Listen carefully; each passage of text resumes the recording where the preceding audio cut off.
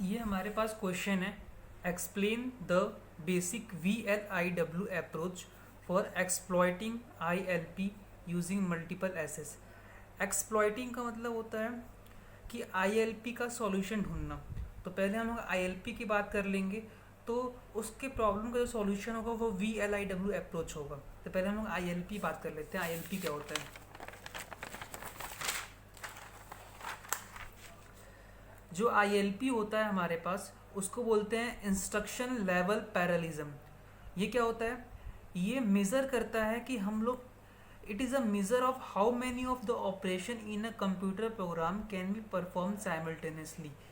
यानी सपोज ये हमारे पास कोई चिप है, इस चिप में अगर 4 CPU हैं, तो वो 4 CPU कितने ऑपरेशंस परफॉर्म कर रहे हैं एक साथ, उसको ये ILP मेज़र करेगा।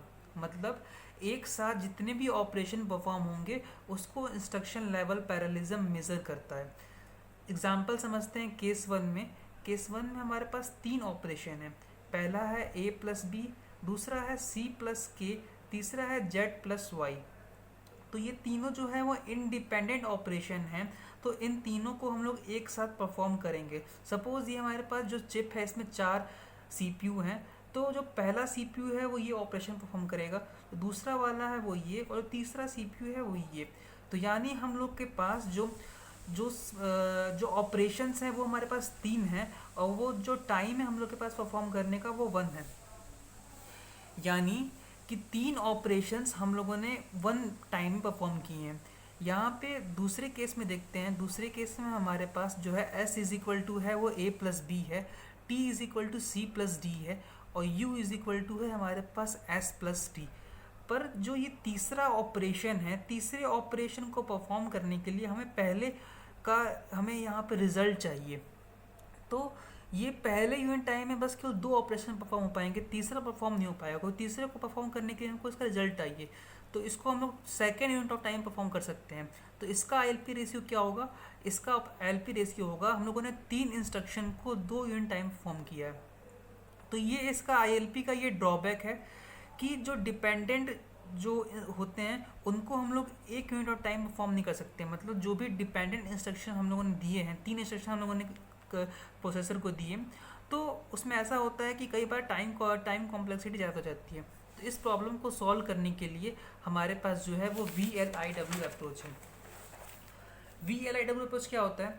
VLIW अप्रोच में का जो फुल फॉर्म होता है VLIW का, वेरी लॉन्ग इंस्ट्रक्शन वर्ड होता है। इसमें क्या होता है, इसमें हम लोग एक ही इंस्ट्रक्शन देते हैं, पर जो इंस्ट्रक्शन देंगे ना बहुत ही लार्ज होगा, यानी कि लार्ज इंस्ट्रक्शन देंगे एट अ टाइम।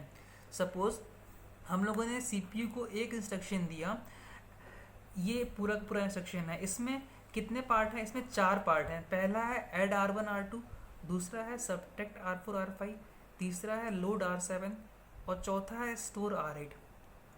तो ये बहुत ही बड़ा इंस्ट्रक्शन है।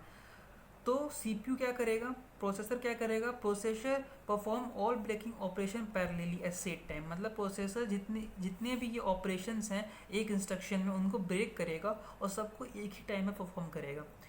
Maximum operation put under very long instruction word, मतलब कि जो ये एक इंस्ट्रक्शन होता है इसमें हम लोग मैक्सिमम ऑपरेशन डाल सकते हैं। मतलब हम लोग एक ही इंस्ट्रक्शन देंगे और मैक्सिमम ऑपरेशन परफॉर्म करा सकते हैं प्रोसेसर से। एडवांटेज क्या होता है VLIW का? इंक्रीज परफॉर्मेंस, यानी हम लोग यहाँ पे परफॉर्मेंस को इंक्रीज करा रहा है। मतलब हम लोग एक ही यूनिट ऑफ टाइम में मल्टीपल ऑपरेशन परफॉर्म करा रहे हैं CPU से। पोटेंशियली स्केलेबल का मतलब होता है कि अगर हम लोग प्रोसेसर को और बढ़ाएंगे, इक्विपमेंट्स को और बढ़ाएंगे, तो हम लोग एक ही इंस्ट्रक्शन से हम लोग कई सारे ऑपरेशंस को परफॉर्म करा सकते हैं, उसको बोलते हैं ये पोटेंशियली स्केलेबल है। डिसएडवांटेज क्या है VLIW का? सबसे बड़ा डिसएडवांटेज है मेमोरी यूसेज। मतलब हम लोग जब एक बार में ऑपरेशन परफॉर्म कराते हैं तो हाई मेमोरी चाहिए होगा इसको।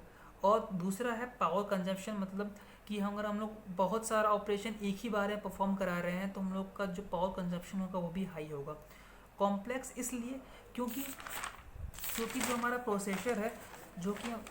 प्रोसेसर है वो सारे इंस्ट्रक्शन को पहले, मतलब जो इंस्ट्रक्शन होता है उसको पहले ऑपरेशंस में तोड़ता है और सबको परफॉर्म कराता है साइमल्टेनियसली, इसलिए थोड़ा सा ये कॉम्प्लेक्स है।